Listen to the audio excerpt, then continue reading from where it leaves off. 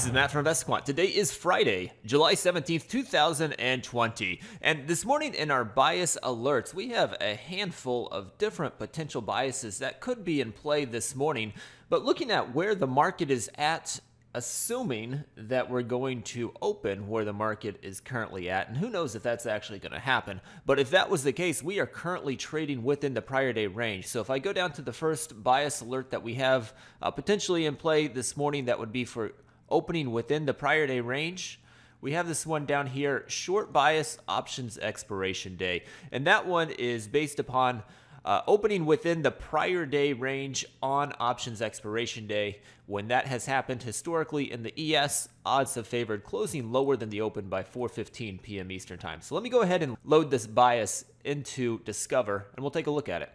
So these are the results of going long at 9:30 a.m. Eastern Time in the ES, exiting at the close 4:15 p.m. Eastern Time on options expiration day when you open within the prior day range. So currently we are trading within the prior day range, and if you look at the results here, this has happened 126 times historically.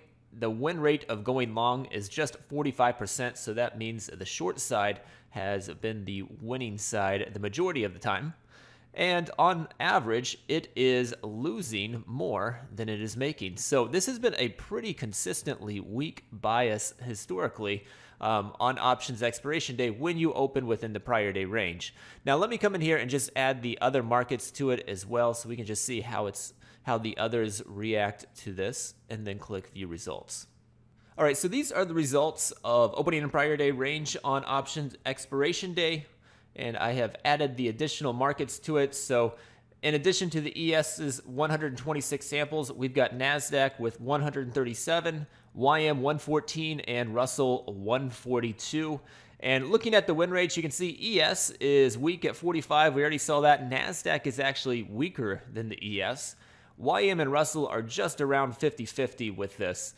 And average win to average loss on these, it looks like the average loss is larger than the average win on all four instruments. So not only are we seeing win rates that are either neutral to weak, we are seeing average losses for going long that are larger than the average wins. So historically, it has favored bigger moves on the downside on options expiration day when opening in the prior day range. So this has been a bit of a bearish bias, not as bearish in the YM and Russell as it is in the ES and NASDAQ, but it has still been more bearish than bullish.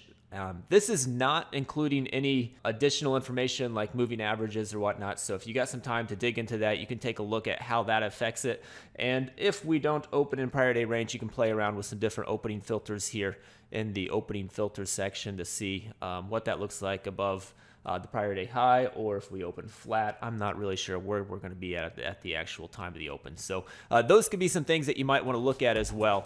Good luck today, and we will see you next time.